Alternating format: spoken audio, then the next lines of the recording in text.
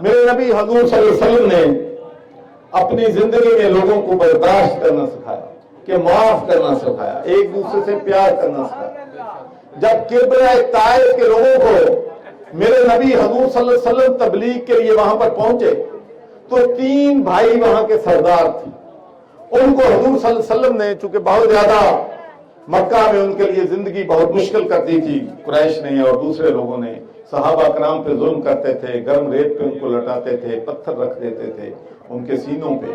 تو وہاں پر جب وہ گئے وہاں پر تبلیغ کے لیے تو انہوں نے بجائے اس کے کہ وہ تبلیغ کو سنتے یا قبول کرتے تو انہوں نے اباش بچوں کو حضور صلی اللہ علیہ وسلم کے پیچھے لگا دیا۔ ان اباش بچوں نے حضور صلی اللہ علیہ وسلم پر کینکریاں اور پتھر مارنے شروع ہو، یہاں تک کہ میرے نبی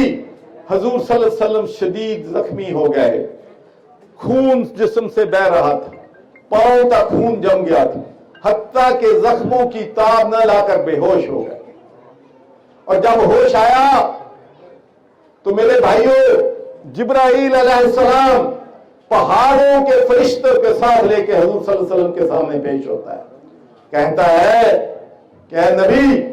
اگر آپ چاہیں ان لوگوں نے جو آپ کے ساتھ ظلم کیا ہے اگر آپ حکم دیں تو میں پہاڑ اٹھا کر اس بستی کو پھینک دوں اور اس بستی کو فنا کر دوں، تباہ و برباد کر دوں۔ تو میرے بھائیوں میرے نبی امام الانبیاء خاتم النبیین اور ماشاءاللہ نبیوں کے سردار انہوں نے کیا فرمایا؟ انہوں نے فرمایا کہ نہیں میں ان کو معاف کرتا ہوں، شاید ان کی اولادیں جو ہیں مسلمان ہو جائیں۔ تو میرے بھائیوں اگر دولت ہی مقصد ہوتا تو میرے نبی حضور صلی اللہ علیہ وسلم کیوں غربت میں وقت گزارتے؟ صحابہ کرام کیوں غربت میں وقت گزارتے؟ اگر میرے نبی حضور صلی اللہ علیہ وسلم کہتے کہ یہ پہاڑوں سب سونا بن جاؤ تو وہ سونا بن جاتے۔ میرے نبی جس کے بارے میں اللہ تعالیٰ خود فرماتے ہیں کہ میں نے یہ زمین آسمان پہاڑ سورج چاند ستارے یہ ساری کائنات اس لیے پیدا کی ہے